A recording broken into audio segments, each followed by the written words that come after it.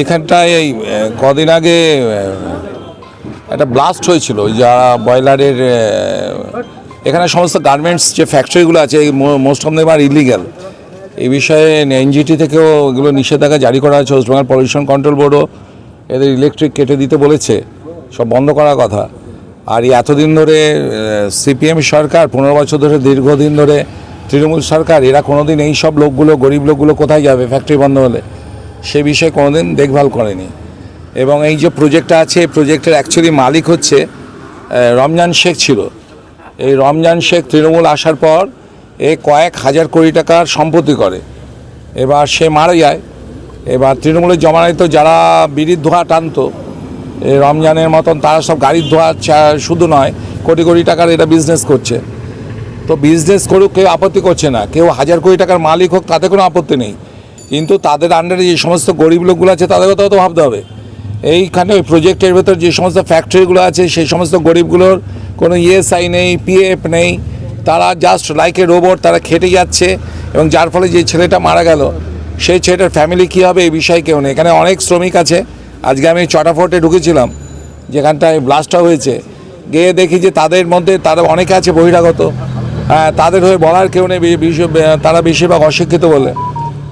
তো এই টোটালটা আমি ইনভেস্টিগেশন করে আমি দেখলাম যে খালগুলোকে বুঝিয়ে দিয়েছে। যেমন এখানকার উপপ্রধান বাবলু সাপুই, সে তার খালের উপরে বিল্ডিং করে নিয়েছে। জাহাঙ্গীর গাজী, সে তার খালের উপরে তার বিল্ডিং করে নিয়েছে, আন্ডারগ্রাউন্ডও রয়েছে, পুকুর ভাট করে।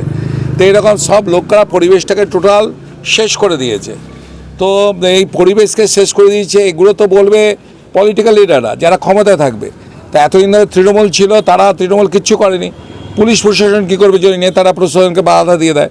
ন্যাচারালি প্রশাসনের পক্ষ থেকে কিছু স্টেপ নিতে পারেনি। এই পুরো বিষয়টা নিয়ে আজকে আমি এখানটায় ঠাকুরপুকুর থানায় কমপ্লেন করলাম। এখানে ঠাকুরপুকুর মহেশতলা ব্লকের এই আশুতি কালীতলা থানায় আমি কমপ্লেন করলাম। এবং এখানটায় আমি কমপ্লেন করেছি যে প্রথম কথা, যে এই ফ্যাক্টরিটা ইলিগালিভাবে চালাচ্ছিল সেই ফ্যাক্টরির মালিক, কারণ সে জানতো যে এটা ব্লাস্ট করতে পারে, তার তো সেক্ষেত্রে প্রিকশন নেওয়া উচিত ছিল। সে কোনো প্রিকশনই নেয়নি যে আমার যে আন্ডারে এতগুলো শ্রমিক কাজ করছে, তারা যদি মারা যায় তাদের জন্য আমি কোনো হেলথ ইন্স্যুরেন্স করে রাখি, কোনো ইএসআই করে রাখি, কিচ্ছু করেনি। তা প্রাইম অ্যাকোস্ট পার্সন সে রয়েছে।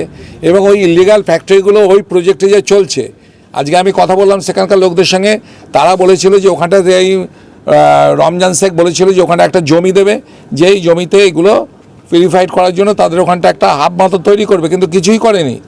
তো টোটাল এখানটায় রমজান তো মারা গেছে। তা রমজানের যারা লিগ্যাল হেয়ার্স আছে, যেমন সামিমা শেখ, তার রমজানের যারা ছেলে মেয়ে, এবং ওখানকার রমজানের যে ভাই আছে, রমজানের যে শালা আছে, যারা এইসব ম্যানেজমেন্টের মধ্যে রয়েছে, এই প্রত্যেকের সঙ্গে, এবং যারা যারা পঞ্চায়েত প্রধান এবং যারা এখানকার যারা আধিকারিক রয়েছে, যাদের এগুলো দেখার কথা, তারা কেন কাজ করেনি এই টোটালটা তদন্ত করে। এবং যারা অনিচ্ছাকৃত মৃত্যুর জন্য তো দায়ী এরাই। লোকটা তো মারা গেছে, ডাইরেক্ট খুন বলবো না, কিন্তু অনিচ্ছাকৃত মৃত্যু ঘটেছে, সেকশন 304 এ তো পড়াই উচিত। তো যেহেতু এটা বিএনএস সেকশনে পড়বে, তো এখানটায় 105 এবং 106 তার কথা বলেছি। এবং দেখা যাক ইনভেস্টিগেশন করে কোথায় কোথায়। এছাড়া পলিউশন কন্ট্রোল বোর্ডের শর্ত লঙ্ঘন করে এখানে ফ্যাক্টরিগুলো চলছে, প্রজেক্টও চলছে। এখানে আমি আপনাদের দেখাচ্ছি যে কিভাবে চাষের জমিগুলোকে এই রমজান শেখ পুরো এলাকাকে, পরিবেশটাকে নষ্ট করে, আশপাশে গরিবগুলোর সর্বনাশ করে দিয়ে সে করেছে। দেখুন, এটা হচ্ছে 2011 সালের। এই পুরো জমিটা ছিল পুরো চাষের জমি। সেই চাষের জমিটাকে তখন পর্যন্ত কিছু হয়নি। এটা হচ্ছে 2011 সালের, দেখছেন পুরো গ্রিনারিজ। সেখানটায় হঠাৎ 2013 সালে যেই সামিমা শেখ আমাদের এখানকার জেলা সভানেত্রী হলেন, সঙ্গে সঙ্গে এখানে মাটি পড়তে লাগলো। এই 2014 ডিসেম্বর 2013 এই স্যাটেলাইট পিকচার। এবং তারপরে কি হচ্ছে, সেই জায়গাটাতে আপনার এটা হচ্ছে 2014, এক বছর পরে দেখুন কী হারে মানে বিস্তৃত করছে মাটির, পুকুর, চালা জমি সমস্ত ভরাট হয়ে যাচ্ছে, কোনো কিছু মানছে না। একটা লোক তার বড় লোক হওয়ার সুবিধাতে আশেপাশে যে সমস্ত গরিব মুসলিমদের পরিবার ছিল, তাদের বাড়িঘর ডুবে যাচ্ছে, যেটা এখন হচ্ছে। এবং তারপরে দেখুন, এটা হচ্ছে 2014 25শে নভেম্বর। তারপর হচ্ছে 2017, দেখুন কীভাবে প্রজেক্টে ও ঘর সমস্ত ভরাট করে ও প্রজেক্ট তৈরি করে ফেললো। কি নাম এটা, ছটা ফোর্ট। এ দেখুন কী হারে ঘর বাড়িগুলো করছে, কী হারে মাটি ফেলে যাচ্ছে দেখুন চাষের জমিগুলোকে। এটা হচ্ছে 2018।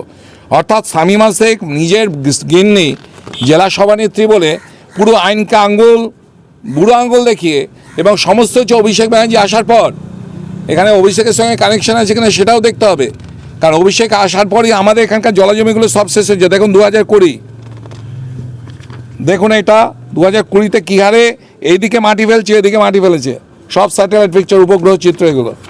দেখুন এটা 2021, দেখেছেন কি পরিস্থিতি করে দিয়েছে পুরো। তাহলে এতটা জায়গার জলটা যাবে কোথায়?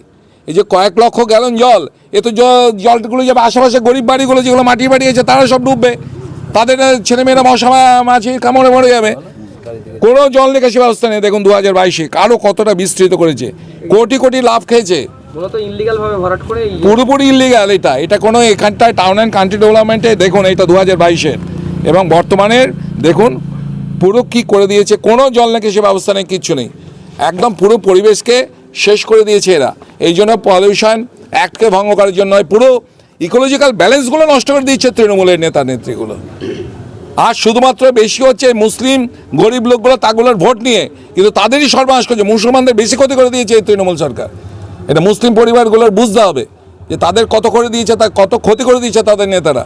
আর এটা যতক্ষণ না বুঝবে ততক্ষণ এলাকার রাজনীতি চেঞ্জ হবে, কিন্তু এলাকার ডেভেলপমেন্ট হবে না। এইটা নিয়ে টোটাল আজকে কেন শামীমা শেখ এবং তার তো হাজব্যান্ড মারা গেছে, কিন্তু তারা যে এই 6টা প্রজেক্ট হচ্ছে ইলিগালভাবে, কেন তাদের বিরুদ্ধে তদন্ত করা হবে না, কেন তাদের আইনে আওতা হবে না? এবং যে ছেলেটি মারা গেল আমাদের অশোক, ওর নাম হচ্ছে শহীদ, এ হচ্ছে অ্যাকচুয়ালি পুরুলিয়ার বাড়ি, তার বাড়ির লোকেরা কোনো কম্পেনসেশনে পায়নি। তাদের যাতে কম্পেনসেশন পায় সেটা আমি প্রশাসনকে অনুরোধ করছি, আমি এসডিওকে আর ডিএমকেও জানাবো।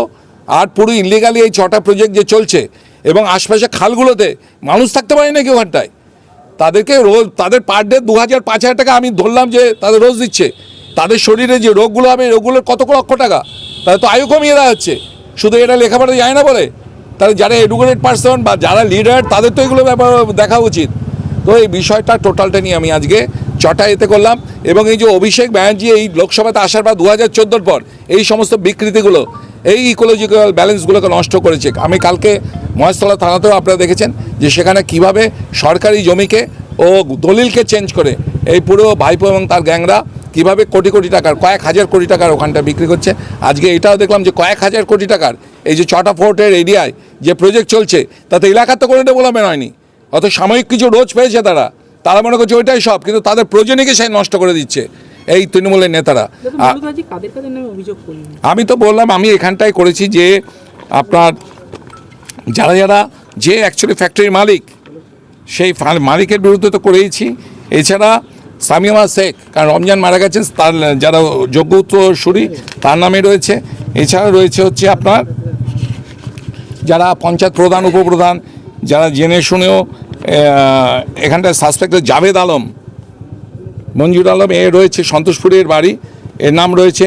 এছাড়া সাসপেক্টেড পার্সন রয়েছে শামীমা শেখ, তার যে লিগাল হেয়ার আছে, তার ছেলে মেয়ে, এবং তার যে brother Rafiq Sheikh, brother in law মানে শালা একরামুল শেখ, এবং আপনার বাকি যারা রয়েছে এখানটায় প্রপার্টি ম্যানেজমেন্টে যারা রয়েছে, যারা দেখভাল করছে, যাদের দায়িত্ব আছে এগুলো ঠিক করা। কারণ গরিব শ্রমিকগুলো তারা যাবে কোথায়?